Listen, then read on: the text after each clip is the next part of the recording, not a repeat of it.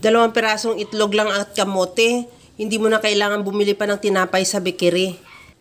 Makakagawa na tayo ng napakasarap na merienda. Ilagay ko lang yan sa kaldero yung kamote at lagyan ko na rin ng tubig at ilaga hanggang sa maluto.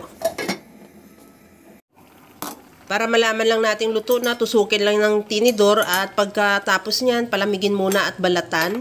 At ilagay ulit sa bowl at imamas lang natin o durugin, gamitan lang natin ng tinidor.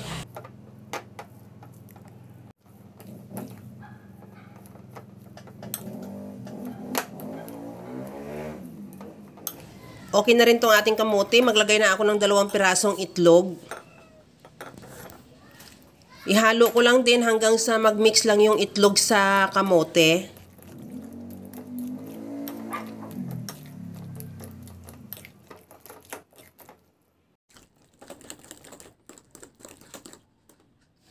Maglagay na rin ako ng 2 tablespoon na desiccated coconut at lagyan ko na rin yan ng 3 tablespoon din na honey.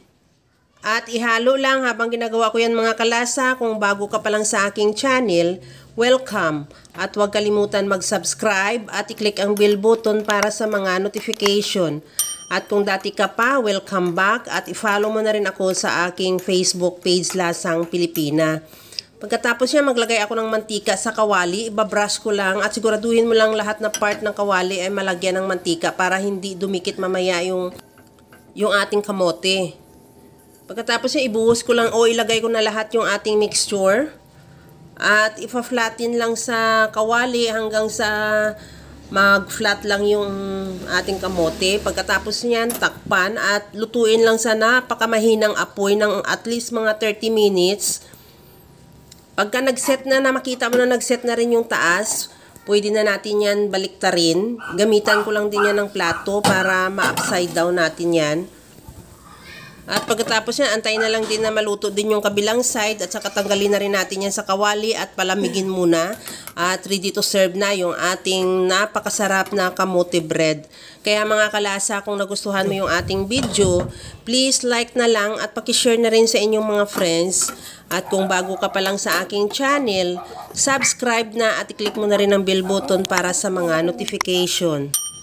Ito na mga kalasa yung ating kamote bread na talagang napakasarap niya at talagang tamang-tama lang din yung tamis. Dahil hindi naman tayo naglagay ng asukal at tama lang din yung pagkalagay natin ng honey. Kaya mga kalasa, alam ko kayang-kaya mo rin tong gawin dahil sa sobrang simple at napakadali niya lang lutuin. Kagaya lang lagi na sinasabi ko na wala namang hindi marunong magluto basta sa simpleng paraan lang. Tikman na natin dahil talaga namang napaka-healthy na ng ating merienda at mura pa. Hanggang sa muli mga kalasa, thank you for watching. Bye-bye!